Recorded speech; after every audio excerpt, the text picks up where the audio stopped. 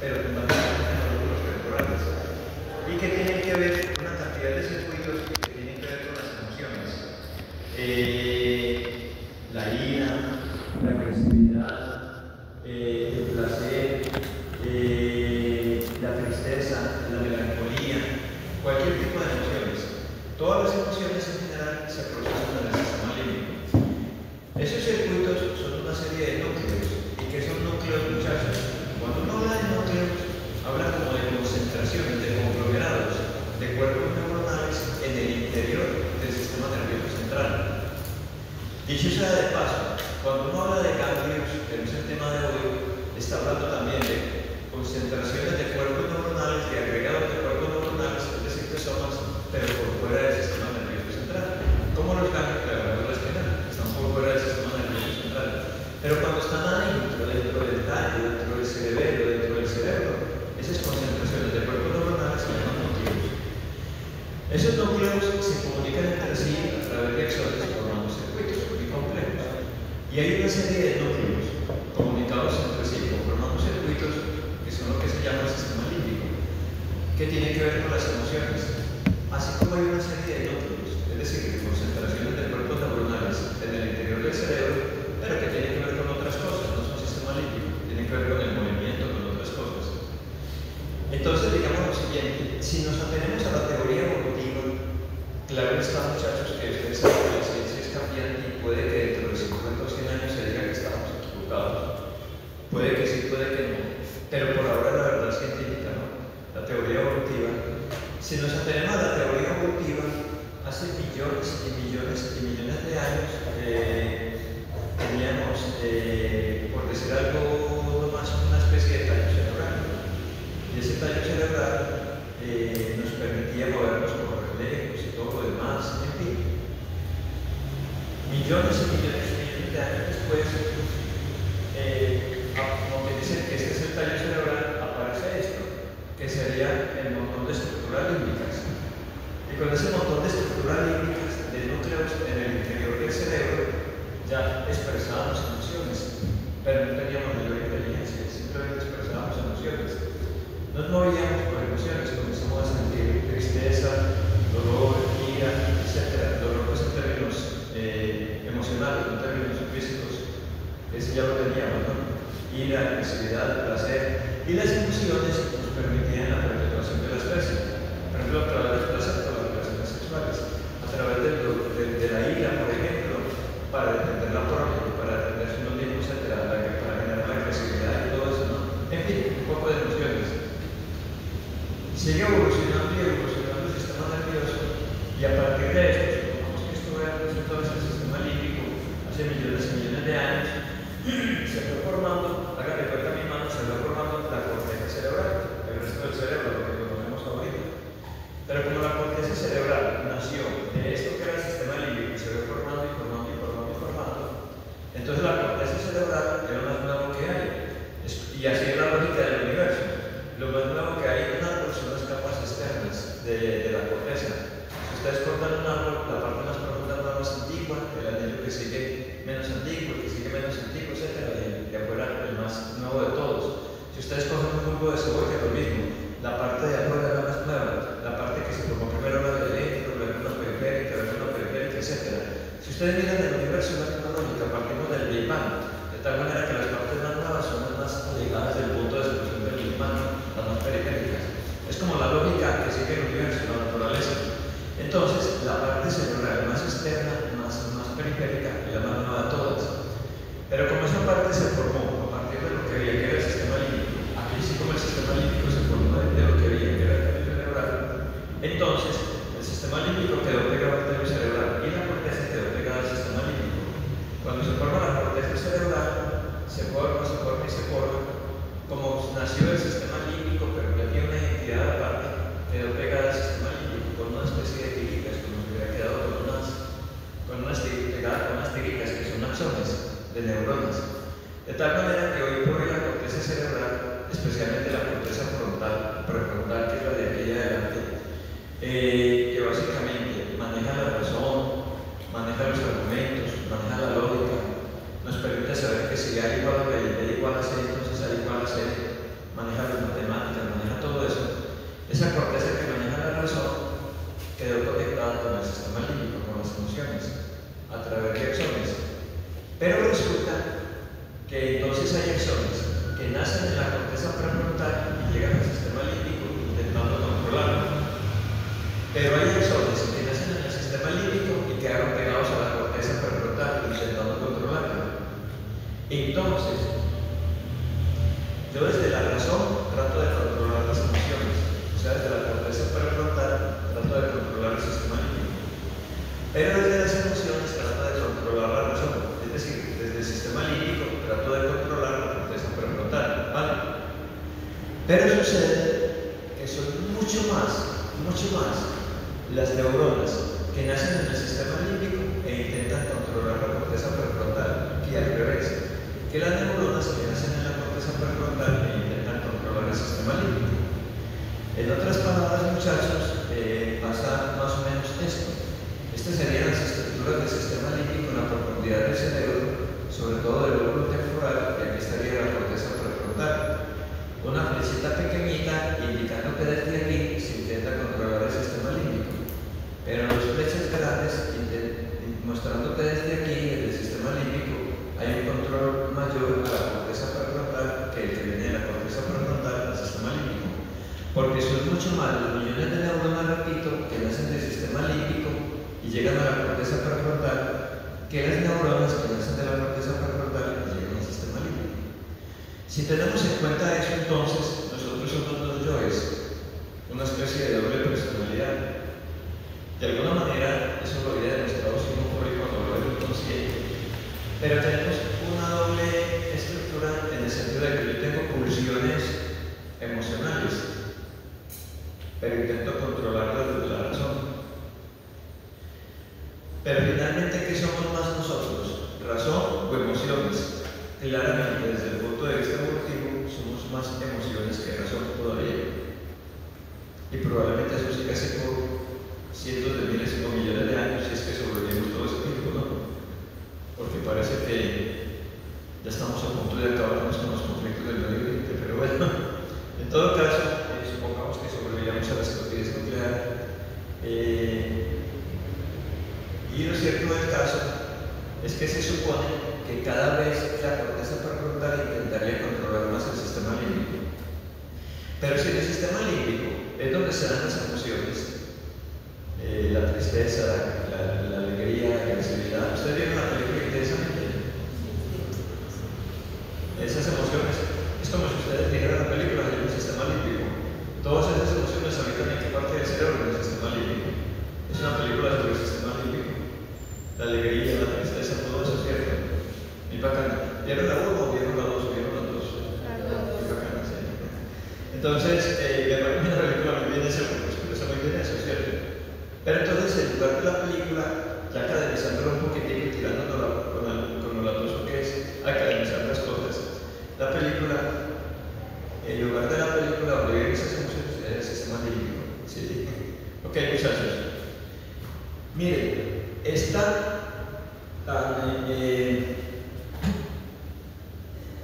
fuerte la influencia que ejerce el sistema límbico sobre la razón, que nosotros con la razón, con la corteza prefrontal, con esto, pues cuando digo nosotros me refiero a la humanidad, ¿no? Y a su historia, a la historia de la humanidad. Con esto, con la corteza prefrontal, hemos logrado descubrir todo el intríngulis de la materia, o gran parte por lo menos, para manipular el átomo y crear una bomba atómica. Y logramos crear una bomba atómica. Y logramos crear una bomba atómica a punta de esto, de la corteza cerebral, de la razón, de escudriñar qué pasa con los neutrones, con los protones, etcétera. Pero descubrimos la bomba atómica, pero la utilizamos con el sistema límbico. Porque cuando utilizamos la bomba atómica o cuando lo utilicemos, sabemos que todos nos vamos a acabar. Ahí no va a haber sobreviviente en este planeta. O sea, finalmente priman las emociones sobre la razón. Cuando nosotros con la corteza prefrontal logramos descubrir una forma de hacer armas tan poderosas que mandamos misiles de un lugar a otro a punta de pura corteza prefrontal, ya cuando los utilizamos con el sistema límbico. con la rabia que el otro me dio, entonces yo le di, que el otro me mató a tanta gente, entonces yo voy a matar a tanta gente, y etcétera, y etcétera. Entonces la respuesta es límbica. O sea, finalmente seguimos utilizando el sistema límbico. Lo ideal es que exista un equilibrio entre las dos partes. Entonces, vamos a una cosa, digamos que es un ejemplo que yo les pongo en medicina, porque obviamente pues esta es la misma presentación. Entonces, yo les pongo en medicina este ejemplo. Vamos a suponer, por ejemplo, que alguien tiene un deseo sexual. ¿Listo? Entonces, su sistema límbico le dice, hey, ten esa relación sexual. Pero la corteza prefrontal le dice, no, venga, tranquilo, calma, que hacer las cosas con calma. Regálale primero una flor, regálale una chocolate, invítela así. Y el sistema límbico pulsa y pulsa, no, la relación, usted es que es bobo. Y la corteza prefrontal, no, espera un momentico, todo con calma, ¿sí? Entonces, hay una especie de acuerdo entre la razón y la emoción. La razón, que es la corteza prefrontal, y el sistema límbico. Quienes rompen ese acuerdo se convierten en sociópatas. ¿Qué pasa con un sociópata? Un trastorno antisocial de la personalidad. Pasan varias cosas. Una se las voy a mencionar ahora, que es muy clave. Pero la otra es esta, que suelen tener, si bien nosotros tenemos muchas conexiones que desde el sistema límbico controlan la corteza, a comparación de más poquitas que de la corteza controlan el sistema límbico, en el caso de un sociópata, la proporción es mucho mayor todavía. Son demasiado más que en los seres humanos normales las, las neuronas que nacen del sistema límbico tratando de controlar la corteza, y más poquitas todavía que en la población general, las de la corteza que intentan controlar el sistema límbico. Entonces un sociópata definitivamente se deja llevar por las emociones sin razonar, y entonces no tiene una relación sexual sino violando o abusando, porque no tiene la capacidad de mediar sus deseos con la corteza. ¿Me van a entender este, muchachos? Con esto pues es como un preámbulo para que entendamos bien, primero que todo, el sistema límbico, ¿cierto? Ok. Entonces, esa parte del sistema límbico básicamente se mueve entre el hipotálamo, que es una estructura del sistema límbico, la amígdala, que ya vamos a ver que es otra estructura del sistema límbico, y en concordancia con la corteza prefrontal, que no es sistema límbico, pero de alguna manera lo que va a hacer el sistema límbico es como mediar, como negociar con la corteza prefrontal. Entonces, básicamente tenemos esto.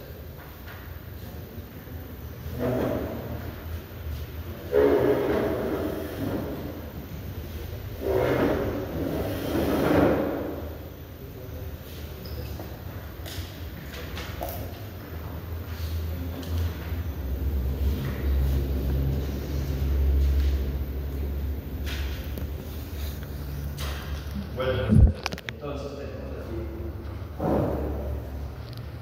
Entonces, ¿qué tenemos aquí? Tenemos un órgano que se llama la amígdala. Está en el lóbulo temporal. ¿Se acuerdan de los lóbulos temporales, no? En la profundidad del lóbulo temporal, hagan de cuenta que ustedes miraran por la base, como la parte más media, más cercana al lado medio del lóbulo temporal. Ahorita, sin embargo, lo señalamos en otra gráfica. Y la amígdala es el principal órgano de las emociones. O sea, a la hora de la verdad, el principal órgano del sistema límbico, ¿no?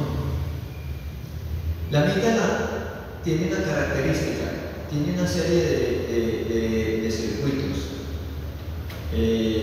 varios núcleos, o sea, conglomerados de puertos neuronales que forman entre ellos circuitos.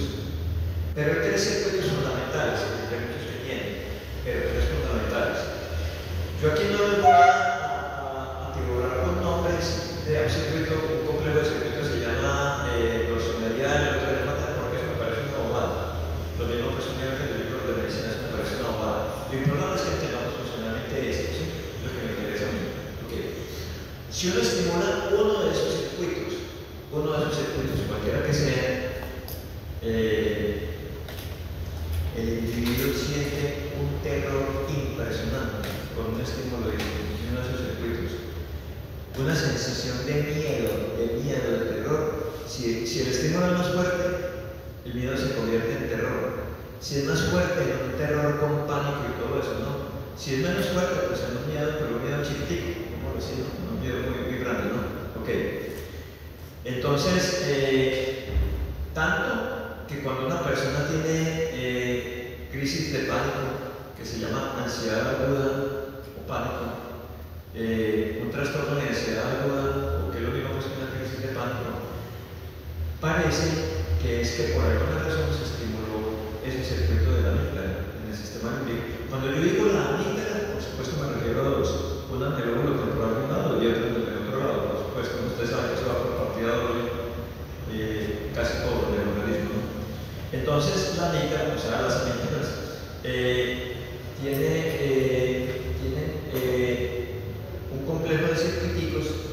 Supongamos que sea esta parte, no es que sea esa, sino por decir algo, que es esta parte, ¿no? Entonces que generan miedo. Yo me acuerdo una vez que estábamos en una clase en el 120, en el del Colbes, en el salón ese grande de la Bruja. Era una clase de medicina en esa ocasión. Y estábamos en una clase de movimiento y postura, y una chica entró con un miedo, pues estaba en clase, por el momento le comenzó a dar miedo, y no entendía por qué, y un miedo tremendo. Y entró en una crisis de pánico impresionante. Tocó llevar a clase al Vicente de Paúl y hospitalizarlo en psiquiatría. Ella no tenía ningún otro problema ni nada, pero le daban a veces crisis de pánico. Esas crisis de pánico son muy torturantes, es un problema del sistema límbico, como ejemplo de lo de Lori, ¿no? Son muy torturantes y lo que se supone es que de pronto hay un estímulo. Ustedes saben que la mayoría de esos procesos son desconocidos de la causa, pero lo que se supone, y parece que es así, es que por alguna razón se estimuló eléctricamente, hubo un estímulo de la parte de la amígdala que tiene que ver con el miedo, y entonces genera miedo. Bueno, listo. Otro núcleo de la amígdala, supongamos que aquí, no es que sea lo que estoy señalando, pero supongamos que aquí, otro núcleo de la amígdala, si se estimula, no produce miedo, sino que produce una sensación de furia inusitada, de rabia, de furia. Si a una persona le estimulan ese núcleo, o a un animal de experimentación, que es donde se ha comprobado, desafortunadamente los animalitos pagan el pato, con primates de experimentación, les estimulan ese núcleo de la amígdala, la respuesta es una furia inusitada, una rabia, una furia intensa.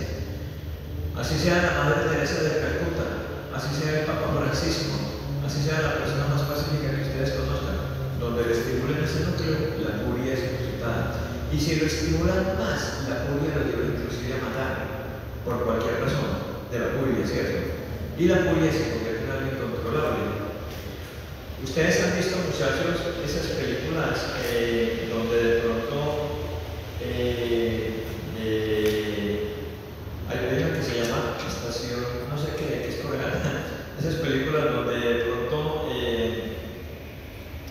a una persona la muerde a otra y entonces inmediatamente comienza a moverse así, le da un ataque de rabia, de furia, llega a muerde a otro que le da lo mismo, le da un ataque de furia, llega a muerde a otro, le da lo mismo, le da un ataque de furia, que son películas como muy apocalípticas. ¿Y las han visto? Pues resulta, hay un tipo que escribe un libro, un filósofo italiano, que escribe un libro que se llama La pantalla profética, donde habla de que generalmente cosas que se muestran de ficción en cine aterradoras terminan por volverse realidad, ¿no? Y entonces muestra a lo largo de la historia del cine cómo cosas que eran inverosímiles con el tiempo se volvieron en realidad. Y yo diría que ahí cabe perfectamente en ese libro de La pantalla profética, cabría un análisis de este tipo de películas. ¿Por qué? Porque si uno mira en la locura postmoderna que hay alistándose a la gente para la guerra y todo lo demás, no solo hay armas nucleares, sino que también se habla de la guerra biológica, modificación de virus y todo lo demás, ¿cierto? Si se logra inocular un virus que afecte, por ejemplo, ese núcleo de la amígdala, el de la rabia, la verdad es que el tipo o la persona sentiría una furia tan tremenda si le excita mucho ese núcleo que mataría el que se encontrara por ahí. De tal manera que no es tan descabellado pensar que si esa persona muerde a otra, le transmitiría el virus vía sanguínea, que inmediatamente actúa en la amígdala, le produce el mismo proceso, y entonces esa persona llena de furia muerde a otra, le transmitiría el mismo virus que afectaría a la misma parte de la amígdala, y etcétera, y ese servicio se podría ir en cadena. O sea, somos solo muchachos, es aterrador, pero puede ser un panorama apocalíptico del futuro. ¿Queda claro por qué? Pues por puras razones, ¿no? Entonces, bueno, digamos dos núcleos. Uno de ellos genera genera, si se excita, miedo. Y el otro, si se excita, ustedes recuerdan que en neuro hablar de excitación es hablar de activar eléctricamente, ¿no? Y el otro, si se excita, pues produciría nuria. El tercer núcleo que tenemos, supongamos, no es que quede aquí, pero supongamos como para ser didácticos en la clase 2, supongamos que por aquí, el tercer núcleo, si se excita, no va a producir ni miedo, ni va a producir furia, sino que va a producir una sensación de tranquilidad infinita, de sosiego, de tranquilidad, pero absoluta, absoluta. De tal manera que si a una persona le excitaran ese núcleo, y en ese momento viene un meteoro que va a acabar con la Tierra, y se ven, si era cierto, viene un meteoro, nos va a acabar, nos quedan pocos minutos de vida y todo lo demás, mire, mire, y todo el mundo paniquea y corriendo. Si esa persona tiene ese núcleo excitado, fresco nada, primero que nos tenemos que morir. Pues como se hace con el meteoro, igual ya que nos tenemos que morir. O sea, sería una tranquilidad absoluta, una tranquilidad tremenda, un sosiego impresionante, una tranquilidad enorme. Hay personas que uno le dice, hey, este denuncia muy de sangre fría, no se asusta por nada, estuvimos a punto de irnos a un abismo en un carro, o el avión se iba a caer y ya cuando estaba a punto de estrellarse el piloto logró elevarlo de nuevo y nos salvamos de puro milagro, y todo el mundo gritando, hasta dos señoras se infartaron y se murieron, una señora por ahí y se le subió la presión arterial y se le rompió una arteria cerebral del miedo y tal, y todo lo demás, y todo el mundo muerto de miedo, y este man como que tranquilo, como que todo fresco. Pues probablemente tenga ese núcleo como hipertrofiado y entonces sea una persona que sea proclive, no porque sea muy valiente, sino porque tiene ese núcleo hipertrofiado a mantener como más tranquilidad, ¿cierto? Ok. Resulta que entonces el miedo, la ira y el sosiego, o sea, la tranquilidad, son tres emociones que desde el punto de vista del sistema límbico son emociones primarias. Ojo, los psicólogos hablan de tres emociones primarias diferentes, pero no en este contexto, sino en cuanto a ellos, a las tres emociones principales, ¿de acuerdo? Aquí son tres emociones primarias, no porque sean las principales, sino porque son las tres que se procesan en la amígdala. Sí, me hago entender, es diferente, ¿no? Es diferente a las tres primarias de los psicólogos, que ya se basan en las emociones más importantes. Estas tres no es que sean las más importantes, sino que se procesan en la amígdala. Bueno. Pero entonces pasa lo siguiente, muchachos. Si yo, ustedes saben que a mí me gusta explicar las cosas con analogías. Entonces, si yo soy un pintor, yo tengo varias opciones. Compro un montón de tallas de pintura: café, verde, amarilla, gris, granate, rosada, naranja, todas las formas de pintura. Un montón de pinturas y hacer mis obras de arte, ¿cierto? Pero hay pintores tan tesos, que dominan tanto la pintura que no se encargan de comprar un montón de restos de pintura, sino que compran solamente tres colores de pintura: uno rojo, uno amarillo y uno azul, porque esos son los tres colores primarios para el pintor. Si los mezclan en diversas proporciones, le dan colores secundarios, que a su vez, si los mezclan en diversas proporciones, le dan colores terciarios, y así puede obtener hasta millones de colores, de gamas de colores, porque muy hábilmente saben mezclarlos y obtienen las mejores pinturas que el que compró una cantidad de latas de pintura para tener una vez el rosadito claro, el azul cielo, el azul tal, no. Es con esos tres colores primarios obtiene, porque sabe cómo mezclar las pinturas, cualquier color secundario y terciario. ¿Queda claro, cierto? Listo, muchachos. ¿Por qué a esto desde el punto de vista del sistema límbico, de las neurociencias, específicamente del sistema límbico, se le llaman las emociones primarias? Porque si se mezcla un poquitico de actividad eléctrica del núcleo del miedo con un poquitico más alto del núcleo, por decir algo, de la vida, y un poquitico menos o más, qué sé yo, más impulsos del núcleo del sosiego o viceversa, se mezclan esas tres emociones en diversas formas de intensidad eléctrica, que es como mezclar los tres colores primarios en diversas proporciones. Entonces se obtienen todas las emociones secundarias en el ser humano. ¿Sí? Una de ellas, por ejemplo, el amor; otra de ellas, por ejemplo, la sensación de remordimiento. En fin, entonces pareciera ser que todas las emociones que sentimos son simplemente Pues cuando digo simplemente, no estoy siendo reduccionista, no estoy muy complejo y muy bonito, no es una forma de decirlo, ¿no? Son simplemente la mezcla de estas tres emociones primarias. Así como cualquier color, rosado, violeta, que obtenga el pintor, finalmente ocurrió una mezcla de los tres colores primarios, ¿no? Entonces, aquí se obtienen las emociones secundarias. Pasa una cosa, muchachos. Un paciente sociópata que hoy por hoy se define en la clasificación de enfermedades mentales de la famosa clasificación de Estados Unidos que se llama DSM-5. Las siglas son algo así como enfermedades mentales, no sé cuál es la clasificación que llevan en la quinta versión de DSM-5. Habla de una cosa que se llama trastorno de la personalidad. Y entre los trastornos de la personalidad se habla, por ejemplo, del trastorno antisocial de la personalidad. Antes, en el DSM-4, en la versión anterior, se llamaba trastorno sociopático de la personalidad. Es lo mismo, ahora le llaman trastorno antisocial de la personalidad. ¿Y qué pasa con el trastorno antisocial de la personalidad? Tiene mucho que ver con el sistema límbico. Una persona con trastorno antisocial de la personalidad es una persona que transgrede reglas, normas, pasa por encima de las normas. Lo que decía ahora, si tiene deseos sexuales, simplemente va y viola a una chica o intenta abusar de ella. No hay posibilidad de que medie, o si media algo dentro de la razón, lo hace, pero primando el sistema límbico con una intención perversa de manipular, no de que haya una relación consentida entre los dos, que la disfruten nada, sino una intención perversa solamente de manipular y de poner en condiciones de dominio y después hacer lo que quiera, ¿no? Entonces, en ese sentido, son calculadores, pero básicamente es una persona que no sigue normas, porque las normas de la cultura están aquí, en la corteza prefrontal, no sigue esas normas, se guía únicamente por sus emociones. Entonces es una persona que, si tú estás descuidado y yo tengo un trastorno antisocial de la personalidad, me robo esa tableta y no tengo ninguna conciencia de moral para nada, y entonces tú vas a la tableta y yo mis años no aprendí para que se descuidó, o sea, como si yo le fuera a descuidar, se me va a empezar a mí a quitarle la tableta, ¿no? O te quito el celular, o te pongo el celular, etc., ¿no?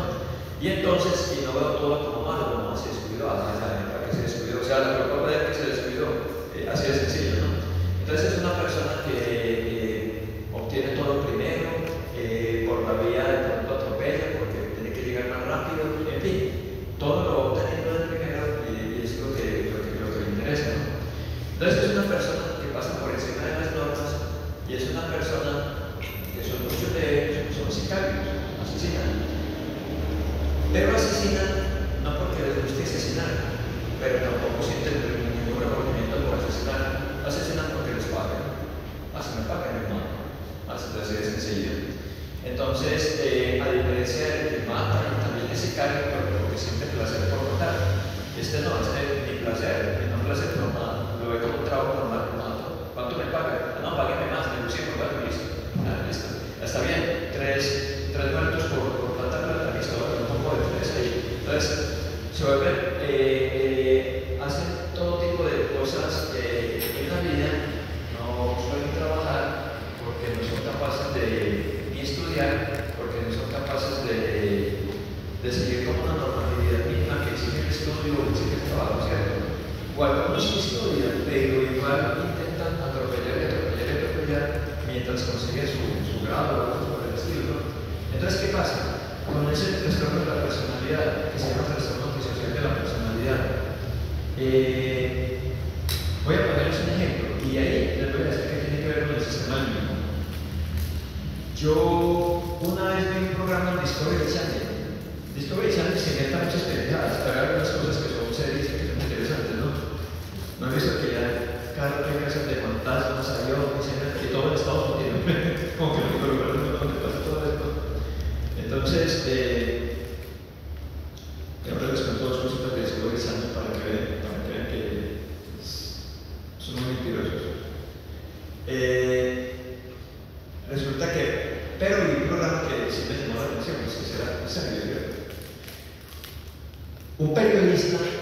entrevista a un asesino en una cárcel de Estados Unidos. Y ese asesino tiene un típico trastorno antisocial de la personalidad, o lo que se llamaba antes trastorno sociopático de la personalidad. Y ese asesino trabajaba para una mafia gringa. Y a él lo que le tocaba hacer para esa mafia, hacerse sentir bien poderosa, era torturar a quienes tenían deudas con esa mafia, algún tipo de deudas. Y a él le encargaban ante esta persona que la tortura. El tipo cuenta, porque el trastorno antisocial de la personalidad cuenta sin ningún tabú lo que hace, y ya te voy a decir por qué lo cuenta, sin ningún miedo a lo que hace con la niña, que se llevaba a la persona que iba a torturar, se la llevaba por allá a unas cuevas por el Gran Cañón del Colorado. Y hay unas cuevas por allá que conocen que están infestadas de ratas. Entonces amarraba a la persona desnuda, la adornaba con algo que atraía a las ratas y la dejaba amarrada. Y se salía para fuera de la cueva a resolver un crucigrama, mientras oía los gritos de dolor y de terror cuando las ratas iban despedazando de todo su cuerpo y se iban comiendo vivo, todo el cuerpo, y duraba horas con ese terror gritando y gritando del dolor y del terror, y el tipo fue resolviendo el crucigrama. Cuando dejaba de gritar al tipo, entraba y miraba, ya está muerto, y ya entonces reportaba a sus jefes que yo lo había torturado y lo había matado. Y le preguntaba al periodista, oigan, lo que es un trastorno de la personalidad antisocial, porque hay otros tipos de trastornos, ¿no? Es que no tiene nada que ver con esto, ¿no? De trastornos de la personalidad. Entonces el tipo le decía al periodista, le preguntaba al periodista, bueno, ¿y usted por qué? Usted simplemente, ¿por qué no tenía que? ¿Usted disfrutaba torturando? No, de hecho yo me salía para resolver un crucigrama mientras él se moría. Yo me disfrutaba, yo iba a disfrutar torturando gente, no. Pero sí el remordimiento, no, tampoco. ¿Por qué? Porque a sentir remordimiento y estaba haciendo el trabajo, no. Bueno, y si usted no disfrutaba torturando, ¿por qué no simplemente lo mató en vez de someterlo a esa tortura? Igual, y le cuenta a sus hijas que sí, que lo torturó y lo mató, igual no lo están vigilando. Porque digo, no, como yo soy una persona responsable, yo soy muy serio con mi trabajo, yo hago muy bien mi trabajo y yo soy un hombre de palabra, yo soy muy serio con cómo hace, y se le toma el periodista, yo es que yo soy una persona seria con mi trabajo, se me contratan para esto, pueden confiar en mí, que yo, pero usted no dice, no, yo no resultaba para nada, pero yo soy muy serio con mi trabajo. Entonces, esa es la lógica del trastorno antisocial de la personalidad. Entonces, ¿qué pasa con el trastorno antisocial de la personalidad? Se ha descubierto de que, aparte de que son todavía niños, las conexiones que van de la corteza prefrontal al sistema límbico, que las que van del sistema límbico a la corteza prefrontal son todavía menos de las que normalmente se supone que tenemos todos. Todavía esto está más reducido y esto está más aumentado. Esto sería como lo normal, pero en una persona con ese problema todavía eso está más reducido y eso está más aumentado, o sea, tiene menos control, o sea, es más emocional y todo eso tiene también una característica fundamental. La amígdala nace con la amígdala atrofiada. La amígdala es chiquitica a comparación del tamaño que debía tener, pero es atrofiada a expensas del núcleo que produce el miedo. O sea, ese núcleo es particularmente atrofiado. Entonces volvamos a la analogía del pintor. Es como si el pintor comprara los 3 toneladas de pintura, ¿cierto? Pero resulta que lo engañaron. Le entregaron el azul llenito, el amarillo llenito, pero el rojo se lo entregaron mermado. Como le entregaron el rojo mermado, entonces al hacer las mezclas no obtiene los colores secundarios adecuados, ¿cierto? Le salen pálidos. Y de hecho hay colores secundarios que no va a poder obtener, porque necesitaría más cantidad de rojo, se lo entregaron mermado. Es lo que pasa entonces con una persona con un trastorno antisocial de la personalidad, un trastorno sociopático de la personalidad. Nace con la amígdala atrofiada, pero sobre todo a expensas del núcleo del miedo, que nace muy reducido y muy pequeñito, ¿cierto? Unos circuitos muy poquiticos. Entonces, ¿qué pasa? Cuando mezclan las corrientes eléctricas entre los 3 para obtener las emociones secundarias, no obtienen ciertas emociones secundarias, porque no tiene cómo obtenerlas. Una de ellas es el remordimiento. Entonces no tienen capacidad de sentir remordimiento, absolutamente por nada. Y el miedo, como tienen ese núcleo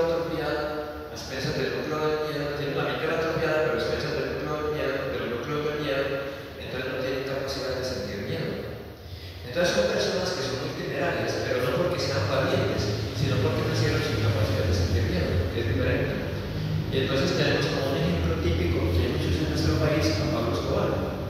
Pablo Escobar era claramente un sociópata, un trastorno antisocial de la personalidad. Y Pablo Escobar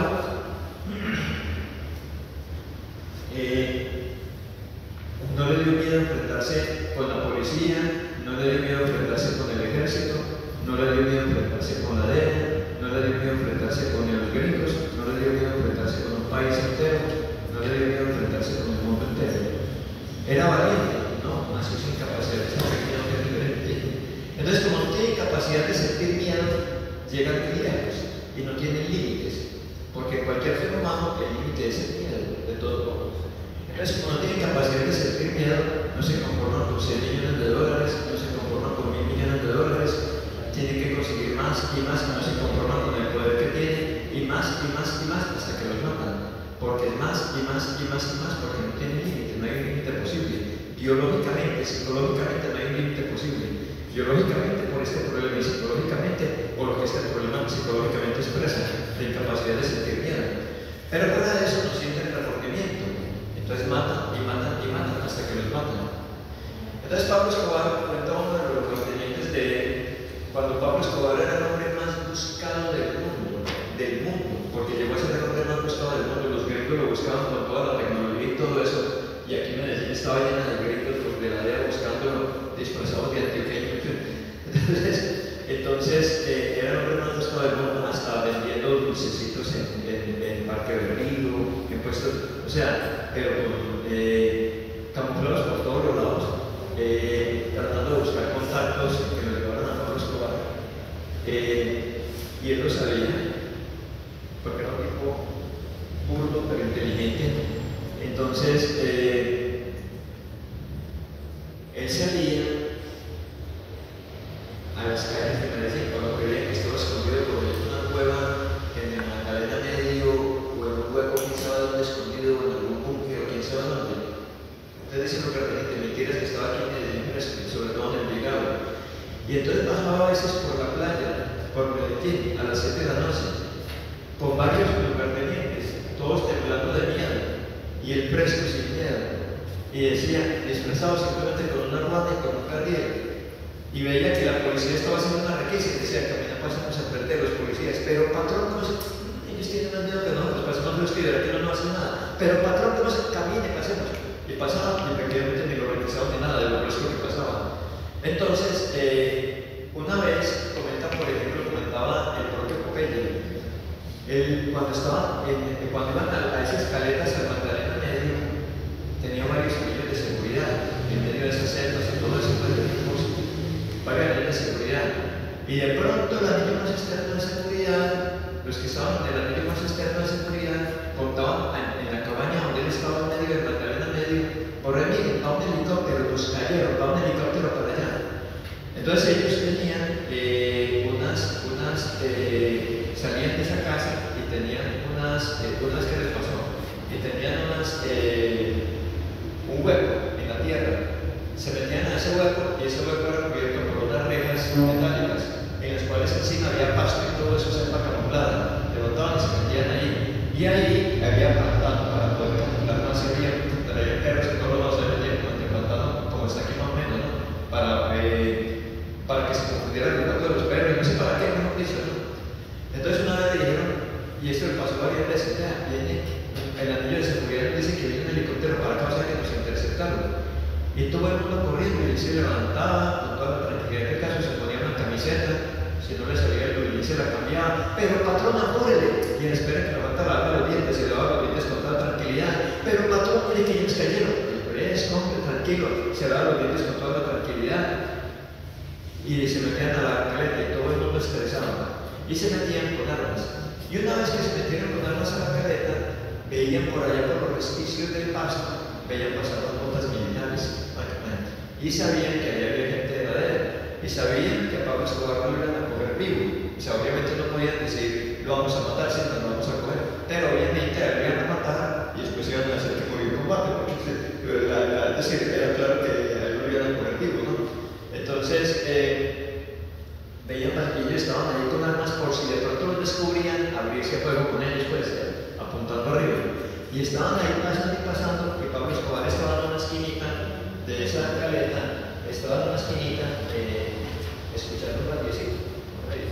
Era un radio transistor común y corriente, no un radio de comunicaciones, escuchando un radio. Y entonces en esas, cuando se quedan ahí harto rato, que parece que los hubieran descubierto porque no se movían de ahí y eran pasando y pasando, llega Pablo Escobar y llama a Popeye, que estaba con un fusil en la otra esquina. Popeye, venga.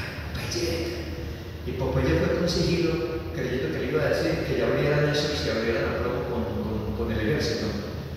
Y cuando llega, creyó que Popeye que le va a dar esa orden, era para decir: Popeye, venga, ¿cómo le parece que acaba de meter gol en Medellín? O sea, estaba despreocupado por un partido de fútbol y todo el mundo ahí estresado, menos Popeye, porque Popeye era otro trastorno antisocial de la personalidad.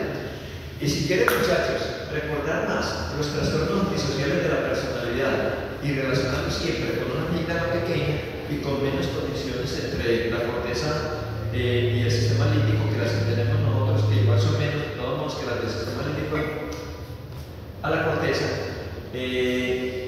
Popeye volvió hace poco, pero yo creo que a ustedes todos sí les tocó verlo por televisión, como youtuber y todo eso, ¿cierto? ¿O no? Yo creo que a muchos sí, porque murió apenas que el año pasado. Popeye decía: sí, nosotros somos unos bandidos, sí, yo maté a 300 personas, sí, y a mí me tocaba porque el patrón me ordenaba ponerle ¿cómo se llama eso? ¿Qué? No, pero no un revólver, sino una de esas cosas con las que perforan. Está hablando, por ejemplo, del oído, y unir el taladro, o un taladro, por ejemplo, las raíces. Sí, y yo ayudé para que pusieran la bomba a la vendemia, que yo fui uno de los gestores de la bomba de la vendemia que mató 70 personas. Pero no éramos unos bandidos, y Popeye lo decía. Y uno decía: no, pues si realmente fueran tan bandidos, no lo diría porque se está arriesgando que lo maten. Y no, sí lo era. Lo que pasa es que no tienen miedo de decirlo, no miden las consecuencias porque no tienen capacidad de sentir miedo, de pensar en las consecuencias de lo que están diciendo. Y se sienten orgullosos porque no sienten remordimiento. No hay ninguna capacidad de sentir remordimiento. Bueno, con todo eso, muchachos, espero me demoré en esta explicación porque yo creo que no es válido que decir: vea, esto se llama tal, este pedacito tal, que no tiene ningún sentido, cosas buenas o precisas como para que ustedes se olviden después del examen. No tiene ningún sentido, ¿no? Pero yo creo que sí que se queda claro en términos generales que es el sistema límbico en términos generales y sobre todo la amígdala, ¿no? Bueno, ok. Pero resulta, muchachos, vamos a hablar de 2 o 3 estructuras del sistema límbico, los más importantes y ya. Y tenemos mucho tiempo. Igual esto no va a ser tan largo, pero ok. Entonces, pero resulta, muchachos, que el sistema límbico tiene también como una tarjetita de memoria, como los computadores. Es decir, la amígdala específicamente, que es el órgano funcional más importante, la amígdala tiene una especie de tarjetita adentro de memoria, pero corresponde a la memoria inconsciente. Nosotros en la vida manejamos 2 tipos de memoria. La memoria consciente, ustedes se acuerdan de detalles cuando eran pequeños, se acuerdan de detalles de pronto del año pasado, eso es memoria consciente. Esa memoria se graba en la corteza cerebral. Todo lo que llega a la corteza se vuelve consciente.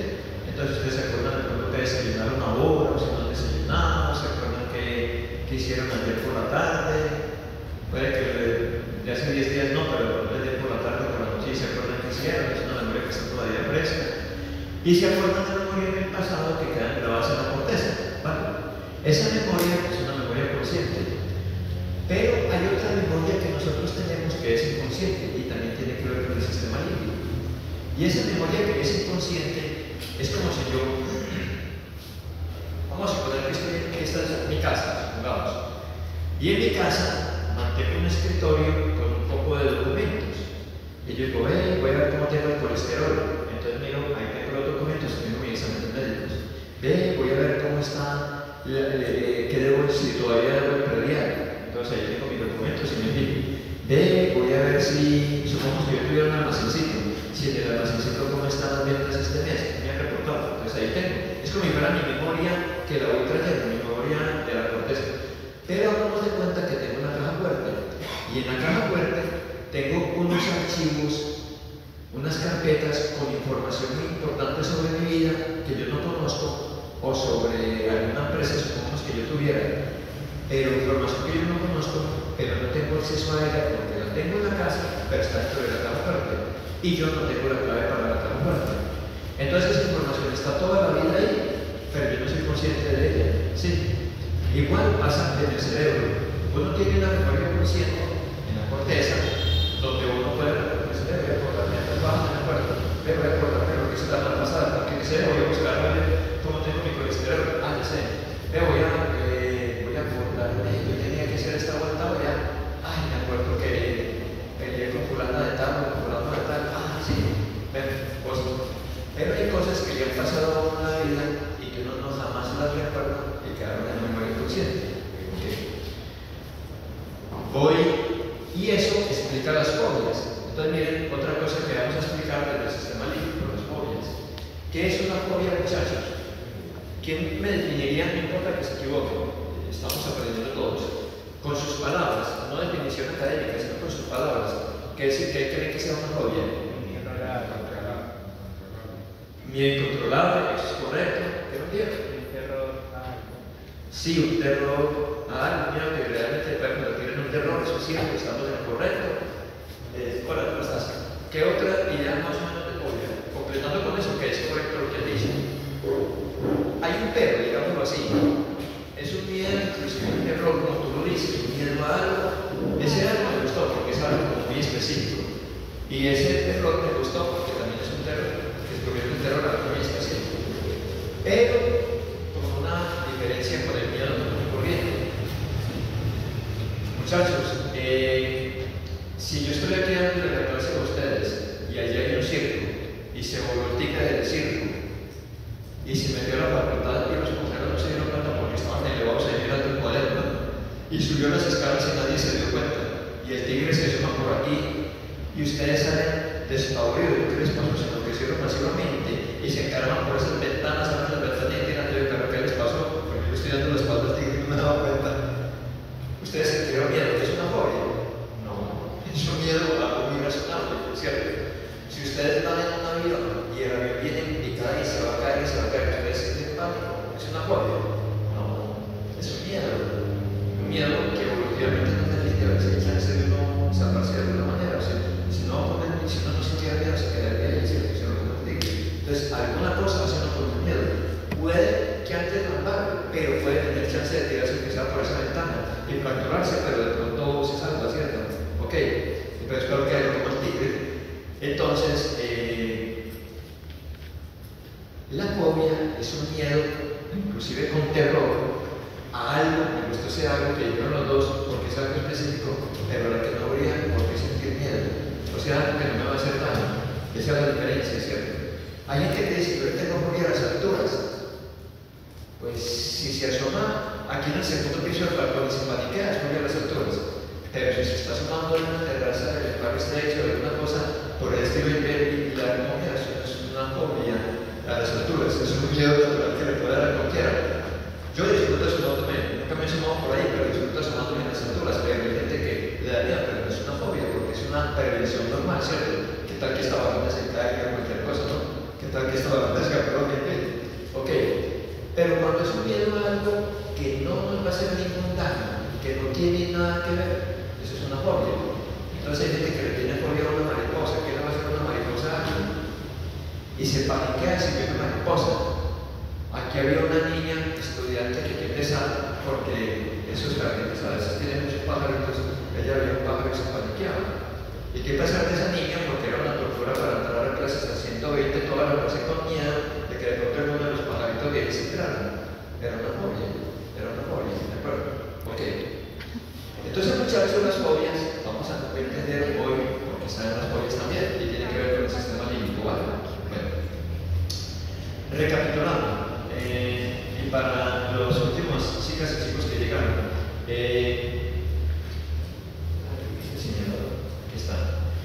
entonces, aquí la amígdala, que es una estructura del sistema límbico recapitulado, tiene tres complejos de circuitos. Uno que si se estimula genera un miedo aterrador, otro que si se estimula genera una ira incontrolable, y otro que si se estimula genera una sensación de tranquilidad, o sea, todo lo contrario, ¿no? Bueno, y hay también una tarjetita como de memoria, pero de memoria inconsciente ahí. Bueno, voy a ponerles un ejemplo que ha sido como típico de un caso, como típico en la literatura. Resulta, muchachos, que un niño de 3 o 4 años de edad vivía en una región donde el tipo de arbolitos que había y en una región en el lugar atraía muchos grillos verdes. Hay grillos cafés también, entonces atraía muchos grillos verdes. Y entonces esos arbolitos se mantenían llenos de grillos verdes, no pasaba nada, hay niveles de grillos y tal. Pero resulta que los niños mayores de 13 y 14 años de edad hacían un juego muy perverso. Y para un niño de 3 años, un niño de 14 años es un viejo, es una persona grandísima y todo eso, ¿cierto? Entonces, los niños de 13 y 14 años de edad cogían esos grillos grandotes porque eran grandes, se les juntaban ahí desde esa zona, de ese tipo de pasto que había, o de arbolitos que había. Entonces cogían los grillos y hacían una cosa muy cruel, que era juntar los dos grillitos, y cuando los juntaban, ellos se agarraban por las mandíbulas automáticamente. Y entonces cogían el cuerpo de los grillos y ¡pum! Los jalaban. Cuando los jalaban, entonces se desprendían las cabezas de ambos, se decapitaban porque se agarraban por las mandíbulas. Caían las cabezas y ellos soltaban el cuerpo del grillo. El cuerpo del grillo seguía volando sin cabeza hasta que caía. Pues como por un reflejo, hasta que caía. Para un niño de 3 años o de 4 años, los niños de 14 años se reían con esa perversidad. Freud decía que el niño es un polimorfo perverso y casi lo mató por eso, que como polimorfo decir que los niños son perversos, que son unos angelitos. Y dejen ustedes un niñito recién nacido, cuidado de un niño de 3 años y le saca los ojos.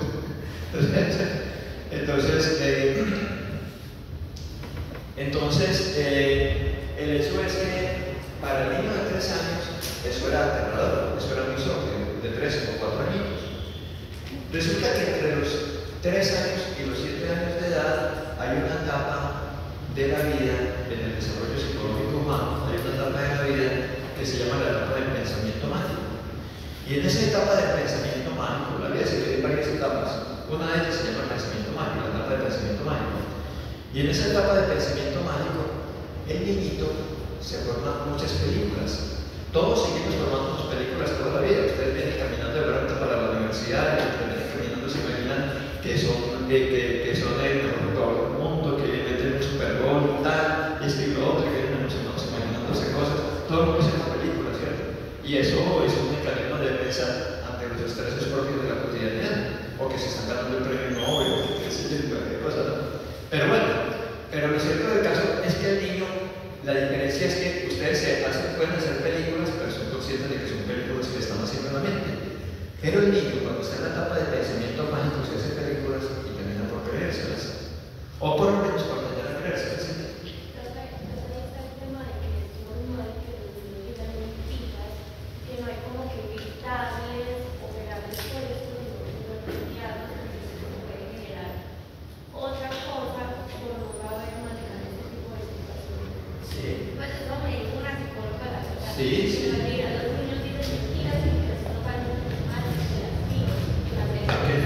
Aquello de que el borracho niño y el no miente es una mentira enorme. ¿Quién más mentiroso que un borracho que es un poco básico? Un niño miente, claro, porque se crea películas. Y un loco, pues miente en el sentido de que está viviendo otro mundo, una alucinación, entonces está contando su alucinación. Entonces, pero los niños, claro, los niños mienten no por perversión. Se hacen películas a veces que se las quieren hacer, dependiendo, ¿sí? Por eso, la forma de corregir nunca puede ser el castigo físico, porque se van a sentir agredidos y no saben por qué, sino que tú dices lo que te contó la psicóloga, claro, ¿sí? Bueno, sí, pero se debe para gran parte de eso, otros factores, pero gran parte de eso. Entonces resulta que como el niño entre los 3 y los 7 años se hace muchas películas, ¿qué pasa? Él le causó terror ver que a esos grillitos los decapitaban y seguía volando el cuerpo del grillo hasta que caía. Cuando el niño se va para su cuarto y se acuesta con terror y comienza a imaginarse que qué tal, que de pronto la cabeza del grillo está debajo de la cama y toda grande como a cobrar venganza por él porque no lo defendió, o que qué tal que por la ventana aparecer el cuerpo del grillo todo grandote revolviendo, intentando entrarse y tal, y comienza a sentir esos miedos. Y entonces comienza a sentir esos miedos y cada vez se comienza a pensar que qué tal, uy, qué miedo que por si apareciera el cuerpo del grillo ya todo agrandado, intentando revolviendo su cabeza entrar, o qué miedo que encontrar por aquí con la cabeza del grillo, si se le tiene que levantar el baño de noche, la cabeza del grillo y que estuviera toda grande por ahí tirada y todo eso, y que mirara, y comienza a hacerse películas. Y entonces el niño va a grabar el incidente en dos partes. Uno en la memoria consciente, que es la corteza. Y entonces cuando está grande se acuerda de eso. Cuando los otros niños que arrancaban las cabezas del grillo se acuerda de eso. Pero en la memoria del sistema límbico se graba esa fantasía, se graba lo que él creyó que iba a suceder, que de pronto se iba a aparecer el grillo revoloteando por ahí, pero grandotote y sin cabeza, o que de pronto se iba a encontrar la cabeza del grillo en el baño y eso iba a causar terror y tal. Pero eso también se le graba en la corteza cerebral, en la corteza consciente. Pero como crees que se da cuenta que eso era una bobada, eso se le olvida de la corteza consciente, solamente se acuerda del incidente, no de la película que se armó, sino del incidente de que del niño, los niñitos más grandes arrancaban las cabezas de los grillos. Pero aquí en esa caja fuerte que les decía, en esa memoria que hay en la amígdala, ahí sí se queda esa película que se armó por toda la vida.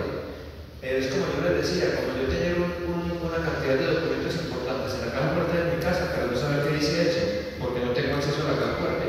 Entonces, pero eso se queda ahí toda la vida, pero el niño no es consciente de eso, ni el adulto.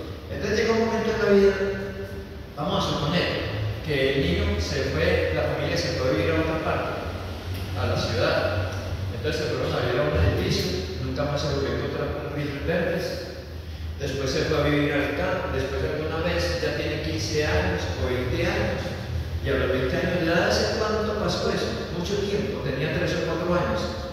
Recuerda el incidente, pero no la película que se armó, esa quedó en la mitad.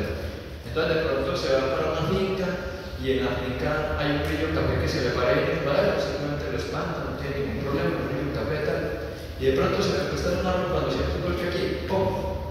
Y mira, y hay un grillo verde ahí parado. Y entra en pánico. Y ese pánico es tan brutal que le puede generar un disparo vegetativo del sistema nervioso autónomo. Bueno, van a ver una parte del sistema nervioso que llama sistema nervioso autónomo o vegetativo, que es la que controla el corazón, que nosotros no vamos a voluntad, ¿cierto? Secreciones, etc. ¿no? Entonces puede haber un disparo vegetativo severo que le produzca una bradicardia peligrosa o al contrario, una taquicardia peligrosa. Inclusive le puede producir hasta un paro, cualquier cosa en el pánico, y no entiende por qué se paniqueó, si el grillo no le va a hacer nada. Y porque el grillo verde, si el grillo café no tiene ningún miedo, pero es un grillo verde específicamente. Porque cuando llega el grillo verde y lo mira, entonces inmediatamente la información llega a la amígdala. Y en la amígdala se destapa el recuerdo inconsciente de la película que se había grabado. El terror que le iba a generar, el grillo descabezado y todo lo demás, eso activa inmediatamente el núcleo del miedo. Eso se conecta con el núcleo del miedo. ¿Por qué? Porque la amígdala es un órgano de defensa evolutivo, como todo lo que tenemos a la hora de la verdad. Entonces, uno tiene que grabar cosas inconscientes para huir al peligro. Lo que pasa es que es un error de una percepción de peligro que no lo es, pero igual se grabó como las cosas para las que tenemos que sacar el kit. Para el niño era un peligro y tenía que huir. Entonces por ahí se explican las fobias. Entonces, ¿qué pasa? La información llega a la amígdala, destapa esa memoria, pero el niño no la tiene, el adulto ya, el chico de 20 años, no la tiene consciente, pero se le destapa esa memoria, lo que pasa es que no la tiene consciente. Pero esa memoria sirve para que se prevenga y entonces le activa el núcleo de miedo para que huya de ese supuesto peligro que no lo es. Y entonces por eso ve un brillo verde y se paniquea. Ahí vienen las fobias. Esta chica que les decía que le tenía fobia a los pajaritos, algo le pasó en su infancia que en su época de pensamiento mágico lo convirtió en una película terrorífica que quedó grabado en su amígdala, no tiene memoria de eso, que cada que ve un pajarito se paniquea. ¿Sí queda clara esta explicación, muchachos? ¿Es que claro el tema? Ok, vale. Sí, ya. Bueno, no sé, entonces, pero usted desde ahí viene que por medio de la ignorancia se puedan dar las fobias, bloquear esa. Interesante porque es que la hipnosis, se ha exagerado mucho con la hipnosis es un estado de sugestión, que sí funciona siempre y cuando el individuo esté dispuesto a dejarse sugestionar. Si no, no funciona. Es como un reflejo. Déjate tomar un reflejo, no. Pero si tú quieres, por más que yo tenga un reflejo, no puedes vivir. No hay nada. Sí, es lo mismo. Entonces, si tú estás dispuesto a vivir una experiencia de hipnosis sin ninguna traba y todo eso, es un estado de sugestión, pero tampoco pues como que te den una orden, te tiran del edificio cuando despiertes, tal, todo eso, ¿no? Entonces, es la parte ya teatral, pues como de magnética, por así. Pero Freud, por ejemplo, lo utilizó al principio y después lo abandonó. Y se ha intentado mucho para las fobias, pero realmente no se ha descubierto que tenga algo significativo terapéutico, no. En ese sentido, tienes toda la razón, no había. Y realmente no se ha encontrado nada terapéutico para combatir las fobias. Es un lío. Lo que no se puede es hacer esto, que mucha gente lo hace. Y con esto, que tuve con un cuñado a propósito de un problema que se presentó con la hija de él, con una sobrinita mía. Él creía, y yo le dije, Guillermo, pues a mí me dio mucha piedra, y cómo te ocurre cometer esa barbaridad, que si por ejemplo alguien le tiene fobia a algo, hay que enfrentarlo contra ese algo. Que tú le tienes fobia por ejemplo, el grifo, entonces te aquí ponerte el grifo y ¿cómo te ocurre? Vas a matar a él. Es decir, eso es una. Jamás. El daño es impresionante, el daño psíquico y físico vegetativo es impresionante cuando va al sistema nervioso. Y el daño psíquico es impresionante. Nunca se puede hacer eso, jamás. O sea, obligar a una persona que se enfrente a ese niño así es un error garrafal. Es una tortura impresionante que le va a hacer un daño enorme.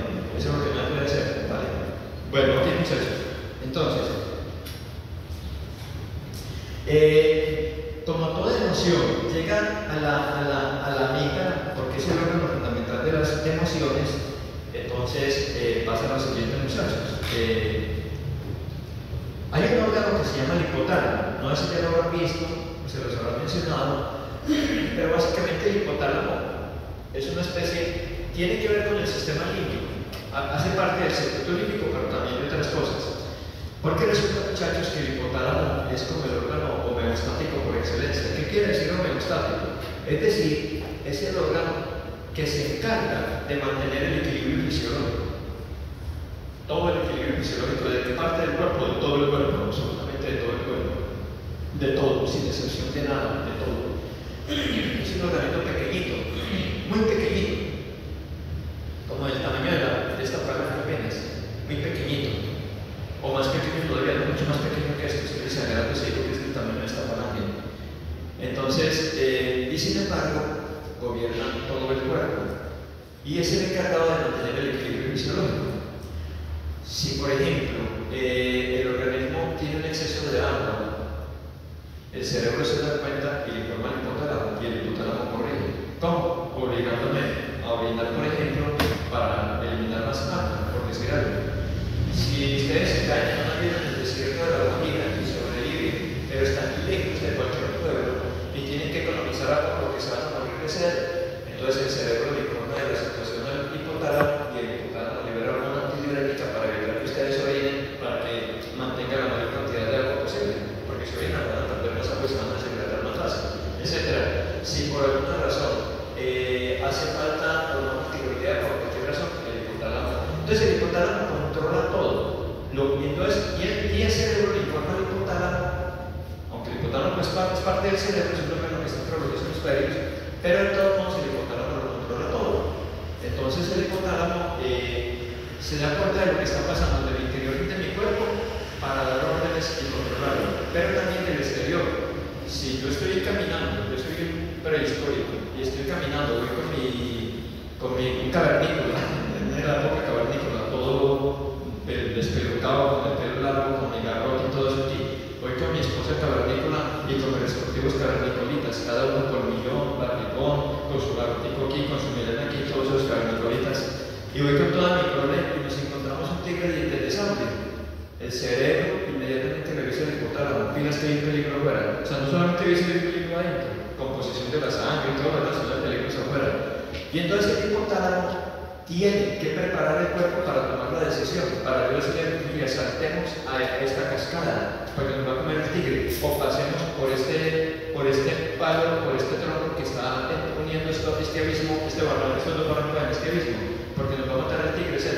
Entonces toma decisiones, pero el hipotálamo prepara el cuerpo.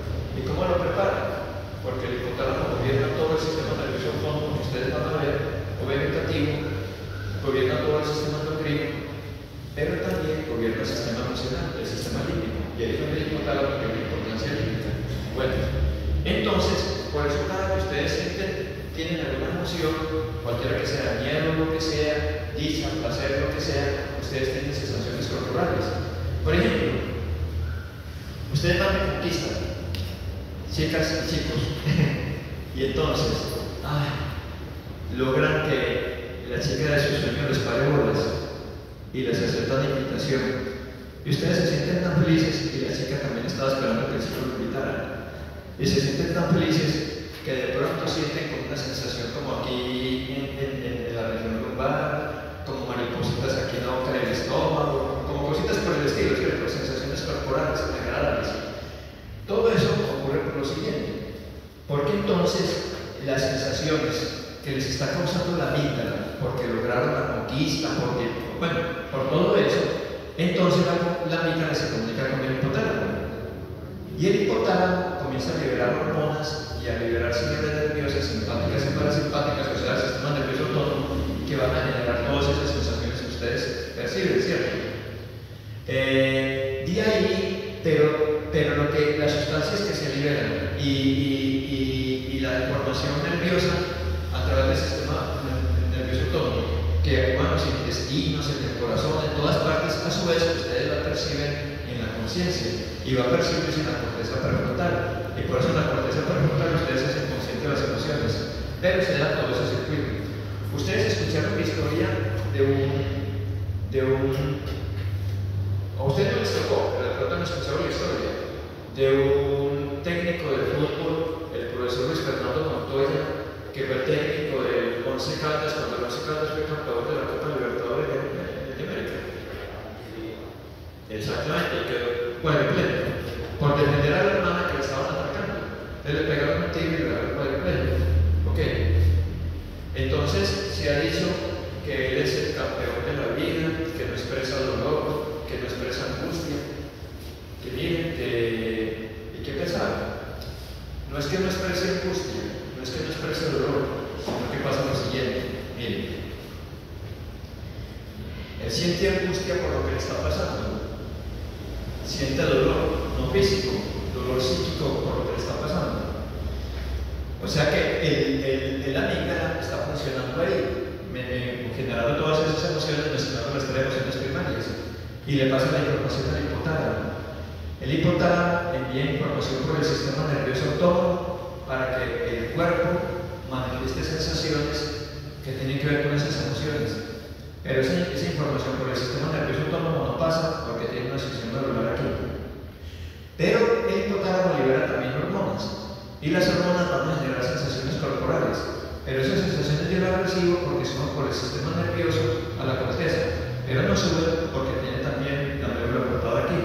Entonces, como no tiene percepción de eso que está ocurriendo en el cuerpo, la percepción no llega a la corteza, y como no llega a la corteza, no hace expresión emocional de lo que le está pasando, porque se requiere como esa integración con ese todo, ¿no? Y entonces la mirada también como si fuera, ¿cómo llamar eso? Como si fuera neutra, ¿cierto? Pero está sufriendo tremendamente, ¿sí? Miren lo importante de esto, muchachos. Lo que yo les decía entonces, las tres emociones como los tres colores primarios, el rojo, el azul y el amarillo, que mezclados en diversas proporciones pueden dar una gama infinita de colores. Aquí hay un pedazo nomás, pero una gama infinita de colores. Bueno, Duchenne descubrió un señor por allá francés, por allá hace mucho tiempo, no sé exactamente en qué época, pero mucho tiempo, descubrió que nosotros tenemos dos tipos de sonrisas. Una sonrisa que es la sonrisa límbica y otra sonrisa que es la sonrisa social. Si aquí vienen y me cuentan un chiste, de pronto nos reímos y es una sonrisa social. La niña que está atendiendo el whisky y el señor riega la gaseosa y ella, pobrecita, tiene que matarse trabajando. Habla de casos que conocí, matarse trabajando para venir a estudiar aquí, y le toca, y el señor riega la gaseosa y está en la tienda y ella le toca, tranquilo señor, yo le digo, pero no se está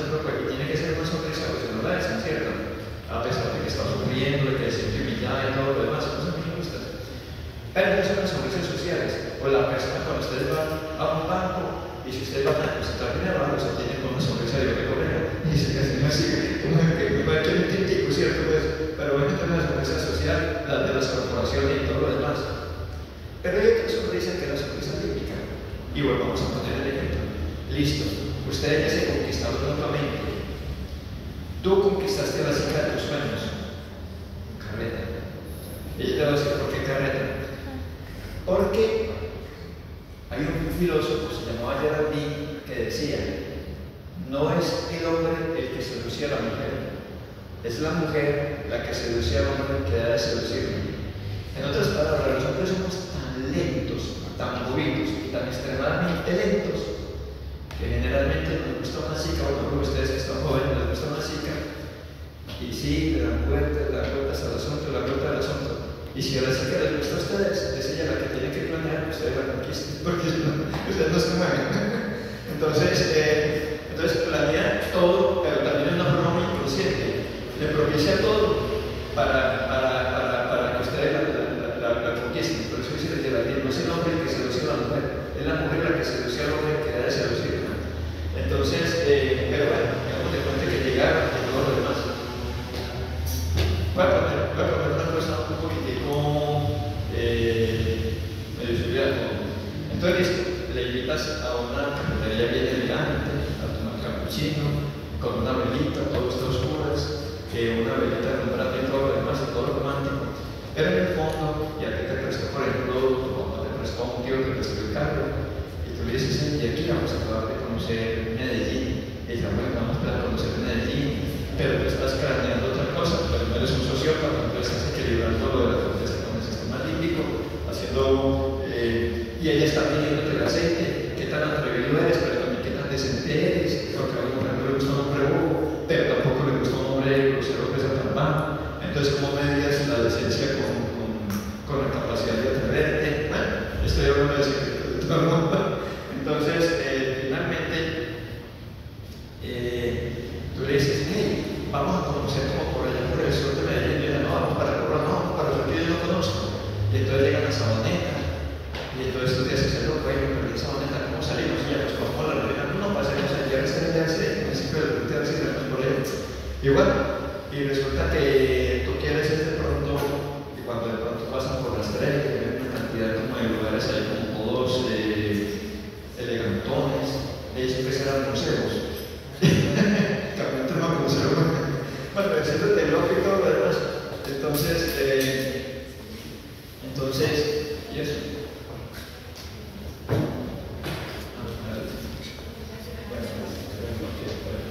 Y entonces, bueno, mientras se están acercando a un lugar donde realmente ambos quieren tener intimidad, pero están como en ese juego, entonces hay una sonrisita. Se puede escapar una sonrisa, pero esa sonrisa ya viene del sistema de las emociones, es una sonrisa límbica, por lo que descubrió el ser.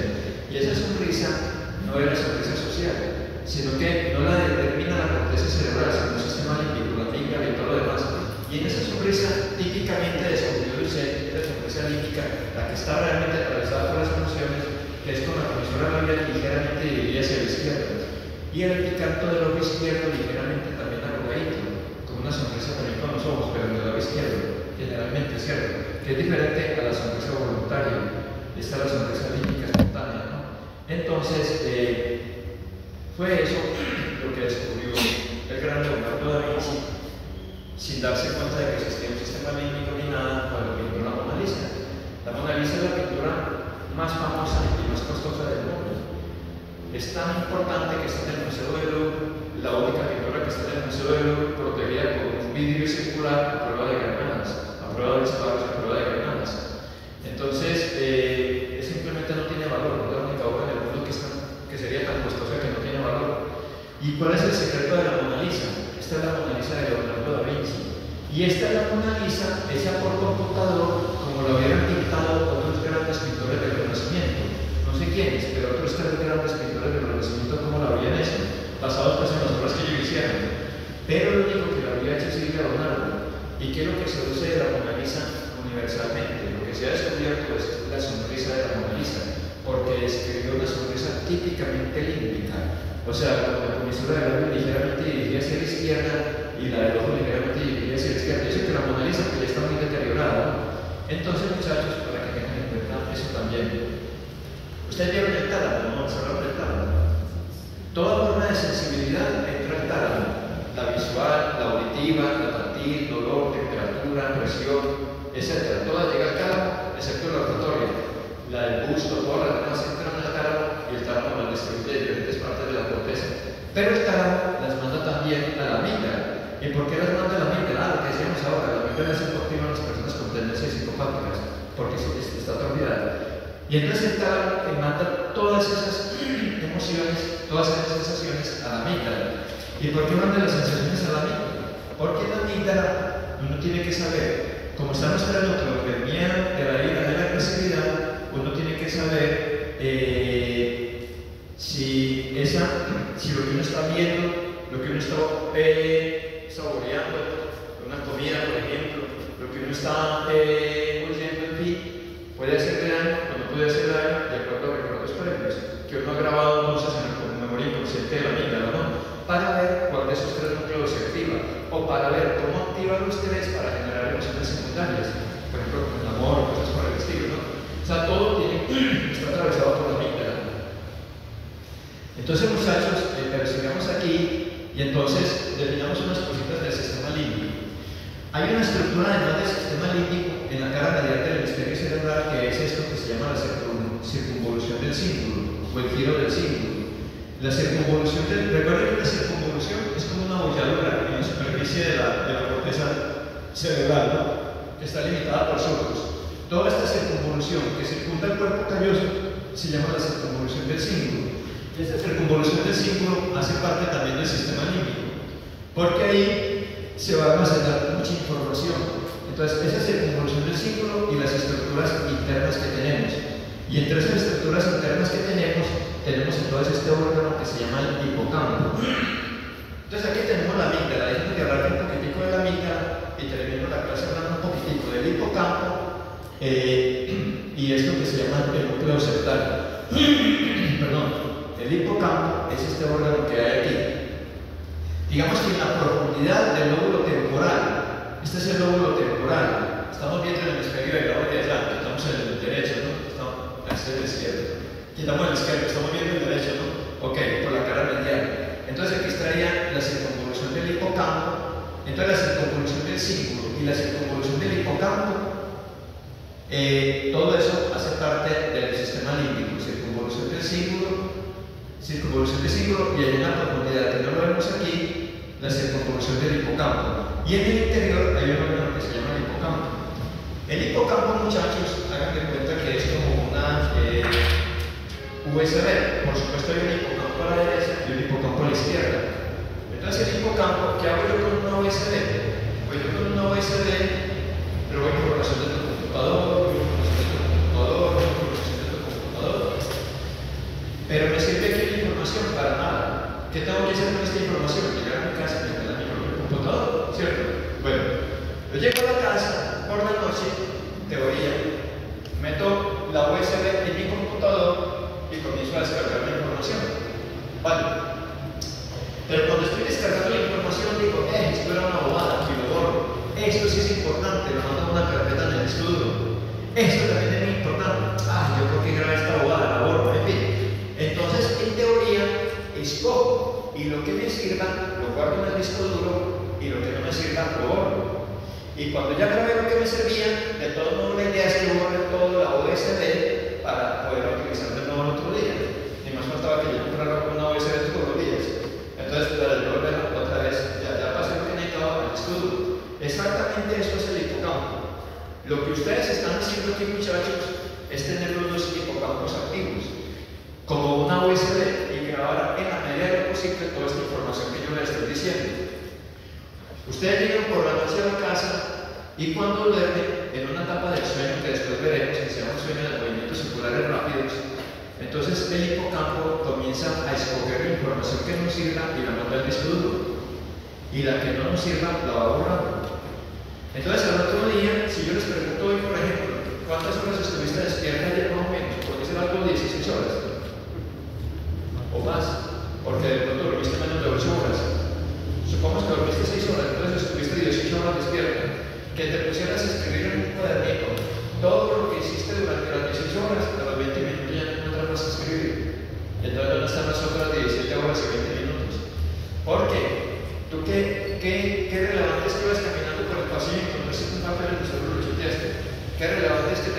esté en la cabeza, que de pronto miraste un árbol por cualquier cosa. Entonces todo eso lo olvidamos, porque es información irrelevante.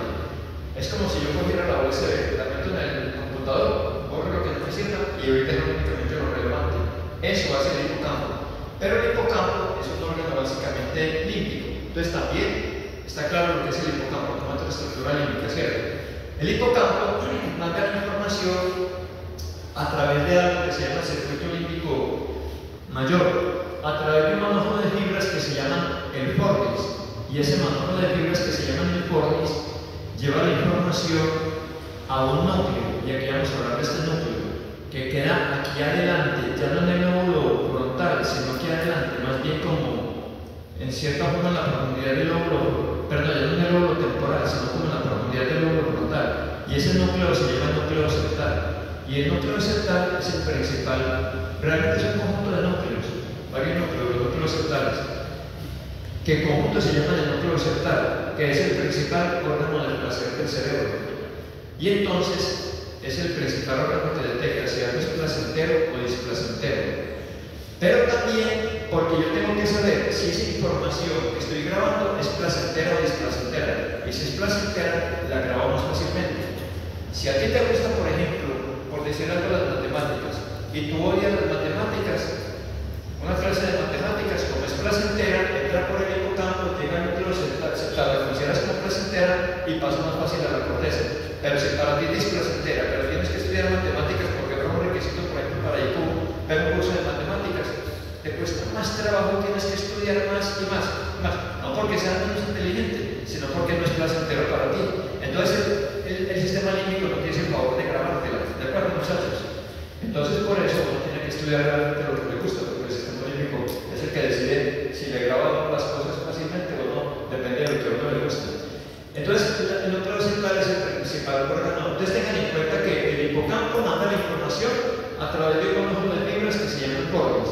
Primero tiene un nombre que se llama fibra, pero eso no lo digamos, simplemente el fornis. Y el fornis manda la información a los núcleos septales para ver si lo que estoy grabando es placentero o displacentero. Y a través de otro manojo al hipotálamo, porque el hipotálamo tiene que soltar hormonas, mover el sistema nervioso autónomo, de acuerdo a lo que yo estoy sintiendo, porque todo eso se va convirtiendo en parte de la fisiología corporal. Y de ahí la información que yo voy aprendiendo se va guardando aquí, muchachos. ¿En dónde? En la circunvolución del círculo. De tal manera que en la circunvolución del círculo es donde yo voy almacenando inicialmente la información que después voy a ir mandando a la corteza, a grabar en la corteza. Si es información visual, la grabo en la corteza occipital, que es el lóbulo visual. Si es información auditiva, la guardo en la corteza temporal, que es el lóbulo auditivo, etc. ¿no? Si es información táctil, la guardo en la corteza parietal, etc. A las diferentes cortezas, es lo que me interesa que tengan claro en este momento. Depende de la especialización de las diferentes cortezas, ¿no? Ok. Y por último, hablemos de esto, muchachos. Yo creo que aquí terminamos, porque no quiero. Yo preferiría que fuera como un poquito, pero sustancioso, y no llenar de una cantidad de conocimientos que les olvide, ¿les parece? ¿Cómo se llama el núcleo? Septal. ¿El tercero? Sí, septal. Realmente son varios núcleos que se llaman núcleos septales, pero en conjunto se llaman el núcleo septal, porque todos están como junticos ahí, ¿sí? Bueno, ok. Entonces, ¿qué pasa con el núcleo septal? Es el principal órgano de placer del cerebro. Entonces, aquí voy a contarles una anécdota, pero ya personal. Resulta que el sistema olfatorio también hace parte del sistema límbico y es fundamental. Cuando uno huele, la información olfatoria llega por esto que se llama tracto olfatorio, viene de la nariz, el nervio olfatorio, entrega la información al bulbo olfatorio, llega al tracto olfatorio y aquí se divide el tracto olfatorio en dos vías, una que se llama estría olfatoria medial y otra lateral. La estría olfatoria lateral le lleva la información a la amígdala para ver si lo que yo estoy oliendo es un peligro para mí y me activa el núcleo del miedo o es agradable, no es ningún peligro, entonces es el aroma de una flor, entonces me activa el núcleo del sosiego, de la tranquilidad, o me enfurece por alguna razón, ¿cierto? Miren que es un sistema evolutivo. Pero por aquí le manda la información a los núcleos septales, porque yo tengo que saber si lo que estoy oyendo es placentero o displacentero, ¿no? Entonces, muchachos, mucho cuidado esta partecita y con esta acabamos, no me molesta más, ¿sí? Bueno, esta partecita, muchachos. Porque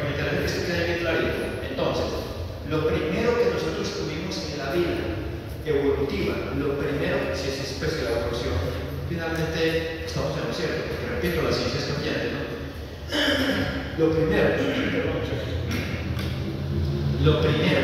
que tuvimos en los albores de la evolución hace millones de años fue el olfato. Pues antes de desarrollar los otros sentidos. Muchos millones de años después se desarrolló la visión, la audición, todo lo demás, el tacto, en fin. Y se desarrollaron ligados al tálamo. Pero el olfato existió muchos millones de años antes de que existiera el tálamo. Por eso el tálamo recibe todas las sensibilidades y las notas de la corteza, menos el olfato, porque el olfato es mucho más antiguo. El olfato sí se comunica con el tálamo. Después de millones de años se comunicó, pero después de actuar primero en la corteza, ¿no? Pero no tiene que llegar al tálamo para llegar la información a la corteza. ¿Queda claro? Ok, bueno. Entonces, como el olfato fue tan importante evolutivamente, era lo que nos defendía y nos permitía sobrevivir. ¿Y cómo nos permitía sobrevivir? Olíamos un alimento agradable, sabíamos que era agradable y que no nos iba a hacer daño y lo comíamos. Olíamos un alimento putrefacto y lo rechazábamos. No sabíamos nada biológicamente, éramos súper primitivos, pero el sabor como el olor a podrido lo rechazábamos, etc. Olíamos tanto el hombre a la mujer como la mujer al hombre. Si la mujer estaba volando y eso excitaba tanto al hombre, y la mujer también se excitaba por el olor del hombre para que se aparejaran y poder garantizar la supervivencia de la especie. O sea, el olfato determinaba todo, ¿de acuerdo? Por eso el olfato, entonces, se tiene que conectar con los núcleos occidentales o con el núcleo occidental, digamos singular, ¿no? Con el núcleo occidental, que es el principal órgano de placer del cerebro, porque el olfato tiene que determinar si es placentero o displacentero en primera instancia. Si es displacentero, le saco el quinto; si es placentero, me quedo. ¿Va? Para la supervivencia. Miren lo importante del olfato para la supervivencia. Entonces, ¿qué pasó, muchachos?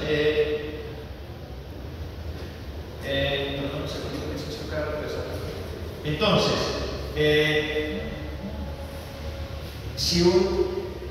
si una persona moría cuando teníamos que caminar por las sabanas de África buscando alimento, no habíamos aprendido todavía a sembrar ni nada de eso, entonces teníamos que ir caminando y caminando para buscar y buscar comida, y las caminadas eran larguísimas buscando comida.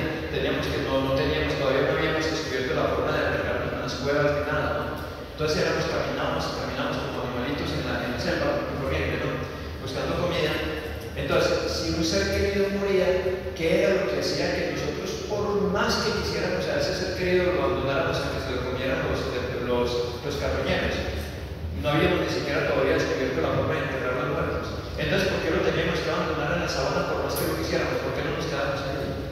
Por el olor, porque terminaban pudriéndose, y por más que fuera el amor, podía el olor tan horrible que precisamente nos hacía rechazar ese ser querido que tanto amábamos y terminamos por abandonarlo. Entonces el olfato nos defendía en ese sentido, para seguir como adelante como con la vida. Y hasta en ese sentido el olfato, como que te llega con su vida, y si te quedas aquí te espanto con el olor, porque tienes que seguir con tu vida. Hasta para eso nos sirvió el olfato. Pero bueno, muchachos, y por otro lado se comunica con el sistema, con la amígdala, que es el principal órgano de las emociones, del sistema límbico. Este es el principal órgano del placer, pero este es el principal órgano de las emociones, ¿cierto? Ok. Y entonces, ¿qué pasa, muchachos? Y el problema es que la amígdala tiene una tarjetita de memoria inconsciente. Entonces aquí se les voy a contar una anécdota personal. Una vez, recién venido yo a Medellín, yo soy de Pereira, yo vine a Medellín cuando vine a trabajar aquí a la Universidad de Antioquia. Fui a la Feria de las Flores en el Jardín Botánico y me pareció muy bacano. Y al principio me pareció muy bacano el olor de las flores. Entonces, fui a la Feria de las Flores y entré al salón de orquídeas, salón de no sé qué. Cuando eso eran muchas flores, no sé si todavía es tipo nuevo. Cuando de pronto comencé a sentirme mal, comencé a sentir que me mareaba, se me bajó la presión, me sentía sudando, pero no era una hipoglicemia, porque no sentía nada de tomar algo. Pero cuando es una baja de presión y no una hipoglicemia, no siente que no es como comer algo que lo va a aliviar, que no es eso, pero es lo mismo, siente uno que se va a desvanecer. Me toqué el pulso y estaba débil y aceleradísimo, una típica baja de presión. Bueno, puede ser el pulso demasiado lento, demasiado acelerado, podría indicar eso, ¿no? Y entonces me tocó salir casi corriendo, me salí del jardín botánico, me senté en una hamaca y comencé a recuperarme. no supe qué me pasó. Al año siguiente volví y lo vi, estaba ahí cuando me pasó lo mismo. Yo dije, ay, pues entonces es el olor de los flores que me están generando esto. Y claro, miren lo que pasó, muchachos. Cuando yo estaba niño, yo tenía, de los recuerdos más antiguos que tengo, yo tendría por ahí 5 años de edad. La mejor amiga de mi mamá, o por lo menos una muy amiga de mi mamá, la mató un carro, y de una forma muy horrible. Ella iba caminando por una calle de Pereira, salía de un almacén, un carro se salió de la vía en todo el centro de Pereira, la estrelló contra una reja de un almacén y ella murió. Y mi madre, como vio el reloj, pues no tiene la culpa porque cada uno siempre de su época, era también en la época de llevarme a mi velorio, y eso era muy sórdido para un niño de la edad mía. Con una condición de que en esa época todo el mundo a un velorio tenía que ir rigurosamente de negro. No existían casas de velación, era la casa de ella. Y todo el mundo tenía que ir rigurosamente de negro. Entonces todo el mundo de negro. Y las mujeres de negro, pero también con un manto. Tenían que ir con un manto que les cubría la cabeza. Eso se veía muy tétrico para mí. Y cuando yo llego, comienzan a llegar flores, y a llegar flores, y a llegar flores, y a llegar flores, y a llegar ramos de flores, y todo eso se llenó de flores. Y todo el mundo gritando, y yo no entendía por qué, porque se murió, y esos gritos desesperados, yo todo nervioso como un niño, yo no debía estar ahí, pero me llevaron. Y todo nervioso como un niño, y sin entender bien qué era lo que había pasado, así que había muerto la amiga de mi mamá y todo lo demás. Y fuera de eso cometieron el error, como ya era media llegada a la casa, la que murió, de levantarme y mostrármela por el vídeo. Y en esa época a la gente no la enterraban como ahora que la entierran vestido común y corriente, sino que a la gente la enterraban con una túnica morada, que eso era muy tétrico, y con un capuchón morado que le cubría toda la cara y el capuchón llegaba hasta aquí. Entonces veía uno a través del capuchón esa cara allá en el fondo, y morado. Y se le veían entonces los moretones de la cara destrozada y un algodón aquí que les ponían grandote, otro aquí y el otro al lado. Así entonces, eso se veía muy tétrico. Y entonces a mí sí me causó mucho miedo, perdón. ¿Se acuerdan de lo que les dije ahora que el niño en esa época hace el pensamiento mágico? ¿Quién sabe qué películas me amé yo cuando iba a dormir de terror? Que después olvidé porque ya cuando percibí que era una bobada, pero que no les olvidé la amígdala, porque eso se queda grabado por vida. ¿Se acuerdan lo que les dije ahora? Y que eso genera las fobias. Entonces, claro, el olor sirve para detenernos. Yo me grabé ese olor como si fuera un peligro, para detenerme durante toda la vida. El olor de unas inocentes flores. Entonces, ¿qué pasa? Yo voy al jardín botánico.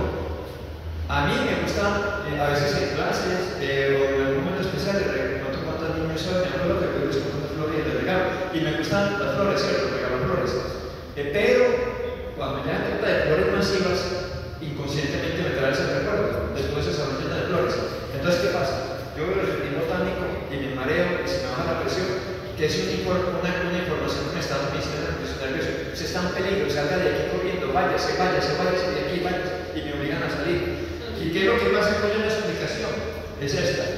Entonces, yo grabé el olor de las flores en los núcleos del placer, pero en ese momento estaba activo el sistema límbico y la amígdala porque estaba viendo esa situación tétrica. Ella muerta en esas condiciones, todo el mundo gritando, ella como un fantasma ahí en una situación fantasmagórica terrible y todo lo demás.